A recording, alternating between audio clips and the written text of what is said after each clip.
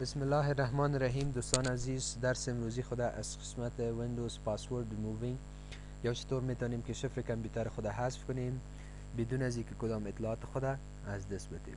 نو ګرانو ملګرو، نن به دا زده کړو چې څنګه کولی شو د خپل کمپیوټر پاسورد یا پټ نوم له منځه ویسو بغیر له دې نه چې موږ او تاسو کوم ډیټا یا خپل معلومات له لاسه ورکړو. نو ګرانو دوستانو، راځو خان ته. زما یوزر دی اډمنسټریټر. کله چې زه دلته یو غلط پاسورد ورکوم، یعنی پاسورد زما له یاده وتی، نو دا نه اوپن کیږي. نو زه غواړم چې بغیر له دې نه چې زما معلومات له لاسه لاړ شي، زه دا پاسورد چینج کړم او خپل کمپیوټر ته بیا ننوځم. د دې کار د کولو دپاره به راشو خپل کمپیوټر به څه شی کړو، ریسټارټ کړو. البته زه په ورچوال باکس کې کار کوم.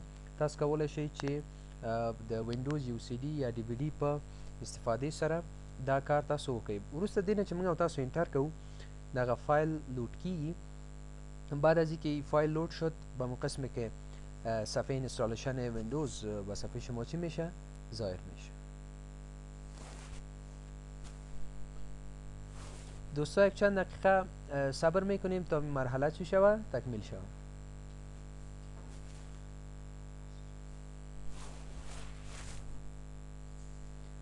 خب زمانی که صفحه ویندوز بر شما ظاهر میشه، در این قسمت بالای نکست کلیک کرده و بعدا بالای ریپیر یور کمپیوتر بالای چی میکنیم؟ کلیک. دغه پروسه تر څو چې تکمیلیږي زموږ او تاسو یو څو ثانیې نیسي ګرانو ملګرو. نو وروسته له دې نه به موږ او تاسو خپل کوم نور باقي کوم پروسس یا طریقه چې ده په هغې باندې به موږ او تاسو کار وکړو. خب در این قسمت نور انتخاب کرده او وروسته راځو په لود ډرایورز باندې څه کوو؟ کلیک کوو. وروسته د دې نه موږ او تاسو ورته څه وایو؟ اوکې. او کله چې دا صفحه خلاصه شو، مای کمپیوټر ته راشئ او هر هغه ډرایو چې تاسو پکې خپل وینډوز انسټال کړی وي هغه انتخاب کړئ. زما فعلا ډي ډرایو کې ده او وروسته ورته وایم چې وینډوز فولډر ته راشئ او په وینډوز فولډر کې سیسټم 32 دا فولډر هم چې کله خلاص کړ، په دې برخه کې د سی ام ډي په نامه سی ام ډي چې کله پیدا کړي دا څه شی کوي؟ رینیم کوي. دا د څه شي په نامه رینیم کوي؟ یوټیلمن. خب مخکې له دې نه چې تاسو سی ام ډي رینیم کوئ، تاسو باید یوټیلمن څه شی کوئ؟ رینیم کوئ. به خاطر از اینکه یوتیلمن رینیم کنیم، ما در قسمت آخر میاییم در این بخش و به طرف بالا میریم. در این قسمت ما یک فایل را پیدا میکنیم که به نام چی است؟ یوتیلمن.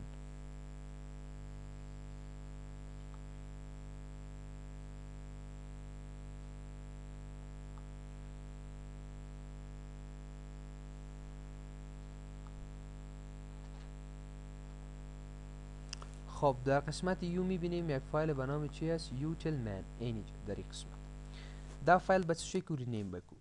یوتیلمن همراه یوتیلمن فقط یک وان چی میکنیم؟ اضافه میکنیم. بعد از او چی میشه؟ رینیم میشه. پس میایم در قسمت سی ام دی را که زمان سرچ کردیم در این قسمت نوشته میکنیم یوتیلمن.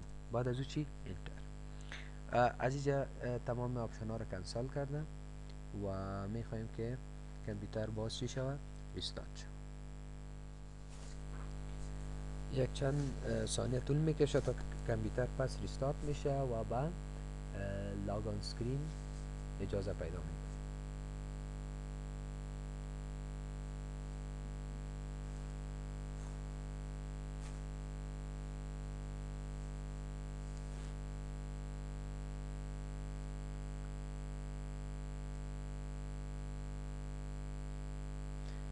خب دوستان عزیز، در این قسمت زمانی که صفحه لاگون اسکرین بر ما و شما ظاهر شد، در این قسمت میایم بالای خان و در قسمت خان چی میکنیم؟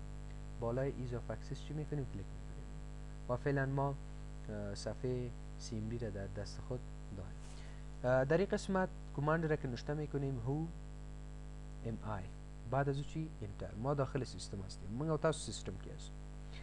په سیستم 32 په ماینس کې به موږ او تاسو ولیکو نت یوزر او وروسته به څه شی وکړو؟ انټر کړو. دلته زموږ او ستاسو یوزر ایښودل کېږي، خان، علي او څه شی؟ ګیسټ. نو زموږ او ستاسو هدف څوک دی؟ خان دی.